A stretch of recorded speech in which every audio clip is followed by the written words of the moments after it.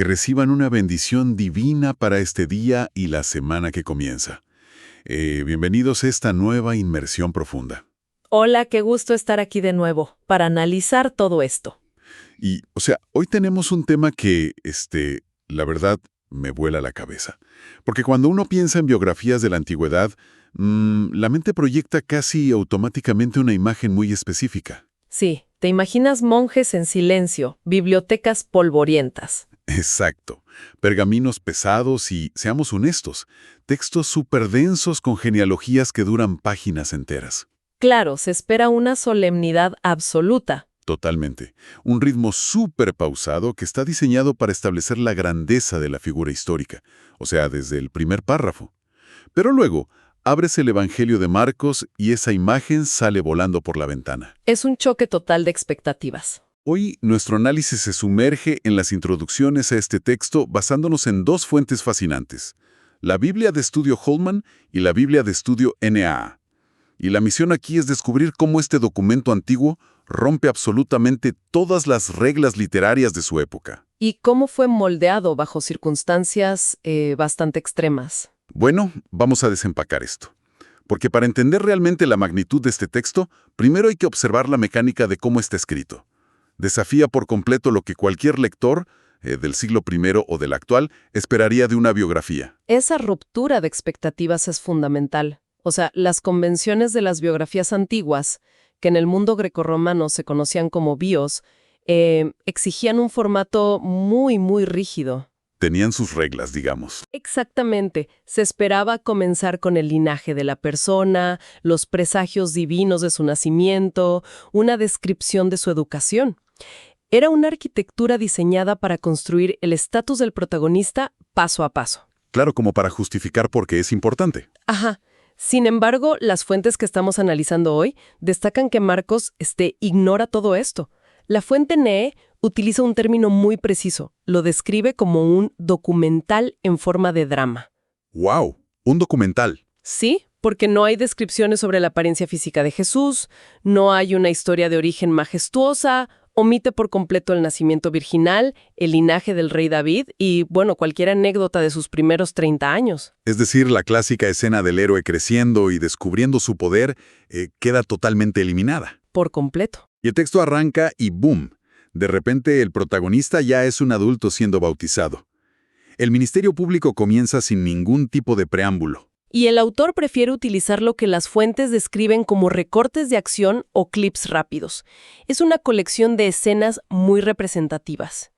Y fíjate, aquí hay un detalle lingüístico que define toda la obra. A ver, cuéntame. Es el uso repetitivo, casi obsesivo, de la palabra luego, que en el griego original se traduce como inmediatamente. Ah, sí. Aparece decenas de veces en un texto relativamente corto. Jesús está en un estado de movimiento constante y urgente. Al revisar las notas de la Biblia Holman, ese detalle del movimiento constante resulta asombroso. Jesús sana a alguien y de inmediato está expulsando demonios. De inmediato le seña corta a un milagro en el mar. No para ni un segundo. Luego está caminando hacia otra aldea para confrontar a las autoridades. Además, los verbos griegos que utiliza el autor están conjugados en lo que se conoce como presente histórico. Exacto, lo relata en tiempo real. Aunque los eventos ocurrieron en el pasado, la narración los describe como si estuvieran sucediendo en este preciso instante, frente a la cámara. Lo cual genera una tensión narrativa que no da tregua. Las historias chocan unas con otras. En lugar de una línea de tiempo suave, cronológica, se presenta un collage. Un mosaico gigante. Sí, el lector es arrojado a escenas públicas llenas de multitudes agitadas, ruido, y luego cortan bruscamente a escenas privadas e íntimas con un pequeño grupo de discípulos. La sensación general es de vértigo literario. Es como observar el trabajo de un director de cine de acción moderno que detesta la sobreexplicación. Uno podría imaginar a un cineasta tomando una figura histórica y decidiendo saltarse la hora y media de contexto. Te lanza directo a la acción. Te suelta en medio de una persecución de autos a alta velocidad. Quien observa tiene que deducir quién es el héroe, sus valores y por qué está luchando, basándose únicamente en cómo esquiva los obstáculos y cómo reacciona bajo fuego. Y te mantiene al borde del asiento todo el tiempo. Sin pausas para respirar durante los primeros capítulos. Esa falta de exposición narrativa obliga a hacer algo muy específico, que es juzgar al protagonista por sus acciones inmediatas y no por su pedigrí. Claro, las obras hablan por sí mismas. Exacto. Ahora bien, al encontrarnos frente a un relato tan hiperactivo, tan visual, surge una necesidad ineludible de identificar quién estaba detrás de la pluma. ¿Quién es el arquitecto de esta historia de acción? Porque al leer los manuscritos originales, el texto en sí es completamente anónimo. Y aquí surge una de las contradicciones, digamos, más grandes de este análisis. Si este es el relato más antiguo, crudo y lleno de acción, uno asumiría lógicamente que fue escrito por alguien que estuvo en primera fila. Sería lo lógico. Alguien que caminó cada kilómetro de esos caminos polvorientos. Pero la evidencia histórica apunta en una dirección muy distinta. Así es. La evidencia que recogen estas Biblias de estudio, basada en figuras históricas como Eusebio y Papías, señala unánimemente a Juan Marcos. Pero el detalle crucial es que Juan Marcos no fue un testigo presencial. No era de los 12 originales. No, para nada. Lo que es fascinante aquí es el rol que desempeñó. Papías documenta que Marcos era el intérprete y asistente personal del apóstol Pedro. Ah, o sea que era como su secretario. Digamos que sí. Lo que llega hasta nuestros días bajo el nombre de Evangelio de Marcos son en esencia las memorias públicas y la predicación de Simón Pedro, redactadas por este joven asistente. ¿Y las fuentes respaldan esto con la evidencia interna del texto? O sea, las huellas tactilares literarias que el autor dejó sin querer.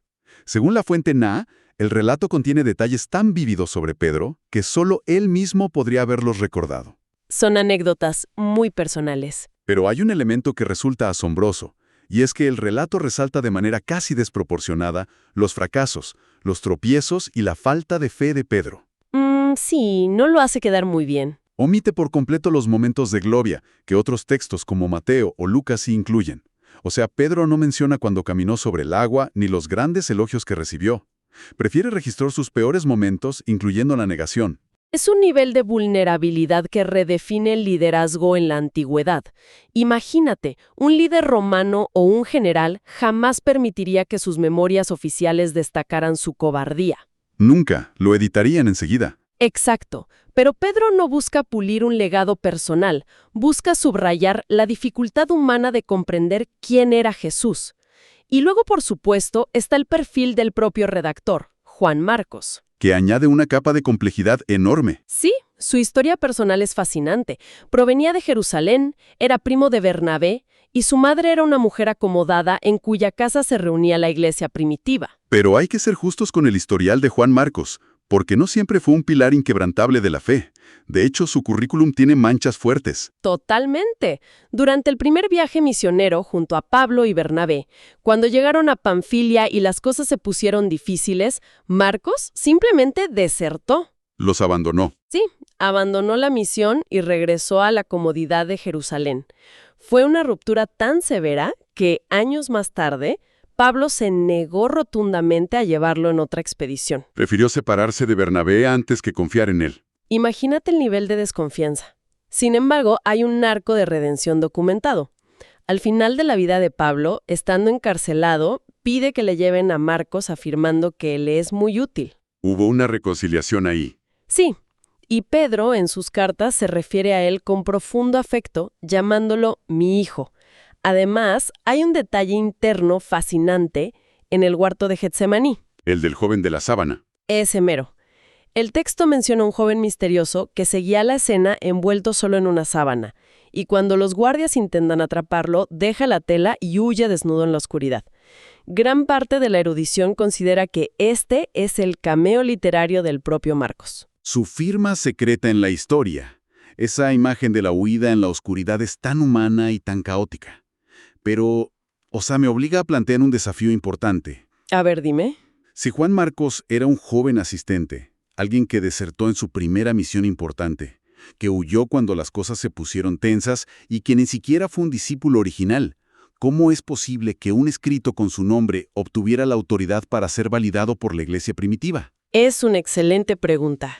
Porque este documento terminó siendo la columna vertebral que autores como Mateo y Lucas usaron para sus propias obras. ¿Cómo logra un antiguo desertor ese nivel de autoridad fundacional? La clave para resolver esa paradoja está en la fuente de la autoridad. No residía en el asistente, sino en el origen de las palabras. Ah, la comunidad sabía a quién estaban leyendo. Exactamente. La comunidad sabía perfectamente que detrás de la caligrafía de Marcos resonaba la voz, la experiencia y el peso apostólico de Simón Pedro. Fue adoptado por la fidelidad con la que capturó el testimonio ocular. Entender esa dinámica entre el pescador y su escriba nos lleva a un cruce de caminos geográfico muy particular. Ajá. Por un lado tenemos a un autor judío de Jerusalén redactando las memorias aceleradas de un pescador de Galilea. Sin embargo, al analizar el texto final, está plagado de características que resultarían completamente ajenas para un habitante de Judea. Son como detalles extranjeros. La explicación, según el consenso de las Biblias Holman y NAA, se encuentra en el destino geográfico del texto y la audiencia específica a la que iba dirigido. La demografía del público objetivo determina la forma del mensaje. Ambas fuentes convergen en que Marcos no escribió este texto en Palestina, sino desde el corazón mismo del imperio, la ciudad de Roma. ¿Y eso fue alrededor de qué año? Aunque la datación exacta es objeto de debate, algunos apuntan a la década de los 50 y otros a finales de los 60, coincidiendo con las inmensas persecuciones de Nerón. Y el martirio de Pedro. Así es. Pero el punto central indiscutible es que el Evangelio estaba dirigido a la comunidad gentil. Ciudadanos romanos que carecían de cualquier contexto sobre las tradiciones o la geografía de Palestina. Aquí es donde se pone realmente interesante. O sea, Marcos opera bajo la premisa de que su audiencia no sabe absolutamente nada del contexto original. Tienen cero referencias previas. Autores como Mateo pueden permitirse dar por sentadas las leyes judías porque le escriben a su propia comunidad.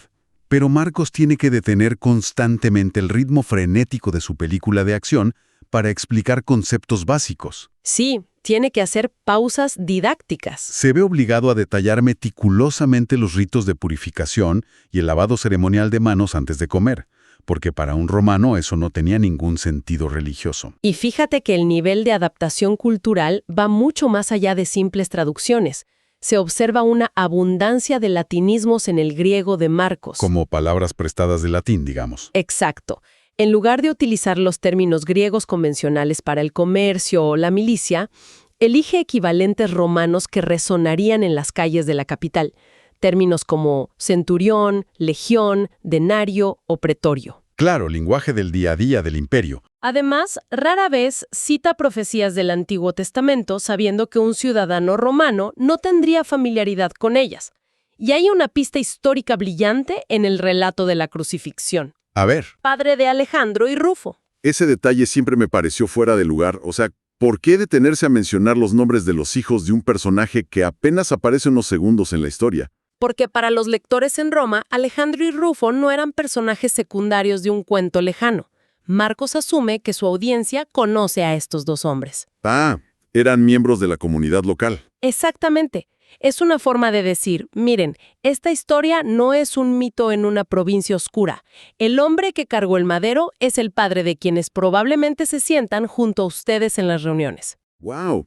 Es una prueba de historicidad diseñada específicamente para anclar la narrativa en la realidad de la Iglesia romana. Totalmente. Es como observar el trabajo de un experto en localización de videojuegos, alguien encargado de tomar una obra súper compleja de una cultura extranjera y adaptarla sin perder su esencia. Esa es una excelente analogía. Marcos toma una narrativa del Medio Oriente y la codifica para que un soldado o un esclavo en Roma pueda captar la urgencia del mensaje sin necesidad de un doctorado en teología antigua. Construye un puente cultural inmenso. Y la construcción de ese puente no respondía a un mero interés literario, sino a una necesidad de supervivencia. Para entender el impacto hay que situarse en la Roma de los años 60. Era una época terrible. Los cristianos no eran una religión establecida. Eran una secta vista con profunda sospecha y blanco de una persecución estatal brutal.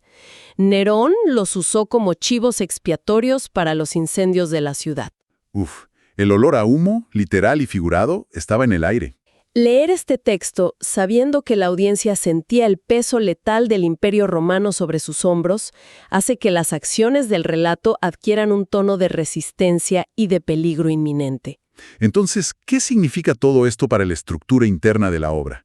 Esa tensión de fondo explica el giro narrativo más dramático de todo el libro. El cambio de ritmo. Exacto. Habíamos establecido que Marcos arranca con una velocidad abrumadora, saltando de milagro en milagro. Pero, de acuerdo con la Biblia de estudio Holman, este ritmo hiperactivo sufre un frenazo violento cuando la narrativa llega a Jerusalén en el capítulo 11. Se detiene casi en seco. Durante los primeros 10 capítulos, los años y los meses pasan volando. Pero al iniciar la última semana, el reloj se detiene. Ya no se mide el tiempo en meses. Se mide en días y finalmente en horas precisas. Y si conectamos esto con el panorama general, ese cambio de velocidad revela el verdadero propósito teológico del autor. Toda la acción vertiginosa de la primera mitad forzaba una única pregunta. La que se hacen en el mar durante la tormenta. Exactamente. ¿Quién es este? La segunda mitad se dedica por completo a responder esa interrogante, pero la respuesta choca violentamente con las expectativas políticas del siglo I. Porque, para el mundo judío de la época, la expectativa general de un Mesías era la de un libertador militar. Alguien con el perfil del rey David. Un líder guerrero. Alguien que desenvainaría una espada, lideraría un ejército y expulsaría a las legiones romanas para instaurar un reino terrenal. Así es, y Marcos desmantela sistemáticamente esa expectativa. Muestra a un protagonista con autoridad indiscutible sobre la naturaleza y las enfermedades, pero por otro lado subraya su profunda y dolorosa humanidad. La fuente Naas hace un gran énfasis en esto, ¿verdad? Sí, presenta un líder que experimenta fatiga extrema, frustración, compasión profunda y una angustia casi paralizante frente a la muerte. Redefine por completo el concepto de victoria. El protagonista adopta el título de Hijo del Hombre, que evoca autoridad cósmica en la literatura antigua, pero Marcos lo vincula a un destino de sufrimiento, rechazo, muerte bajo ejecución romana y la resurrección. Ese contraste redefine lo que significa seguir a este líder. Las fuentes dejan muy claro que el discipulado en Marcos no es un simple código de ética cívica. No se trata de portarse bien en la sociedad. Para nada. El llamado es a relacionarse con la figura de Jesús compartiendo su mismo destino. Y lleva una advertencia abrumadora. Quienes sigan este camino deben estar preparados para enfrentar el mismo rechazo público y sufrimiento. Y es ahí donde el genio de Marcos y la realidad de la audiencia en Roma colisionan de manera espectacular. Sí. El autor les está diciendo a individuos que quizá están a días de ser arrojados a la arena del circo romano, que el líder al que siguen pasó exactamente por este mismo terror. Fue aplastado por la maquinaria del Estado. Y que el sufrimiento no es una falla en el plan. Exacto. Es el camino mismo por el cual se obtiene la victoria definitiva. Resulta brillante observar la mecánica de frenar el tiempo cronológico precisamente durante las horas de la crucifixión. Obliga al lector en Roma, que tal vez ya estaba perdiendo familiares a manos del Estado, a detenerse y contemplar el peso abrumador del sufrimiento ajeno, minuto a minuto. Te hace sentarte en esa realidad. Crea una disonancia brutal con los milagros rápidos del inicio. La narrativa sugiere que, aunque el poder para sanar tormentas es real, es en medio de la debilidad absoluta y la aparente derrota donde verdaderamente se revela la identidad de lo divino. Esa es la síntesis de esta obra. Y este análisis nos recuerda que los documentos históricos fundacionales no se escribieron en laboratorios estériles para debatir filosofía abstracta. Fueron forjados en crisis existenciales reales. Las memorias de Pedro, traducidas por Marcos, moldearon la forma en que personas de carne y hueso, bajo una opresión impensable, entendían el liderazgo, el costo del sacrificio y la resistencia frente al poder absoluto. Tener el contexto de quién sostenía la pluma y quiénes estaban leyendo los pergaminos cambia por completo la experiencia de interactuar con este texto. Se transforma de un simple registro antiguo en un manual de supervivencia espiritual escrito en tiempo real. Absolutamente. Y síguele sonando. Pero antes de concluir este análisis, hay un pensamiento que resulta fascinante dejar sobre la mesa para que quienes nos escuchan lo examinen a lo largo de la semana. A ver, cuéntanos. Si consideramos el consenso de que Marcos fue el primer texto de este tipo en escribirse y que funcionó como la materia prima principal para estructurar las narrativas que le siguieron, surge una reflexión profunda. Adelante. Originalmente este documento fue una guía urgente y un consuelo para una minoría marginada, perseguida y aterrorizada que vivía en las sombras de Roma. Una comunidad bajo fuego. Sin embargo, un par de siglos después, esa misma fe pasó de ser perseguida a convertirse en la religión oficial y todopoderosa del mismísimo Imperio Romano. El giro de la historia. Entonces, ¿qué ocurre con la interpretación de un texto diseñado para los oprimidos cuando comienza a ser leído desde los palacios del poder? ¿Se pierde la urgencia cruda y subversiva de las palabras de Juan Marcos cuando se leen desde posiciones de total comodidad y dominio en los siglos posteriores? ¡Wow! Es un detalle verdaderamente digno de reflexión sobre cómo el poder cambia nuestra relación con la historia. Te deja pensando muchísimo. Y tal como este antiguo texto buscaba llevar consuelo y propósito a su audiencia original, en medio de la incertidumbre, nos despedimos recordando siempre que Dios bendice a todos los oyentes. Hasta la próxima.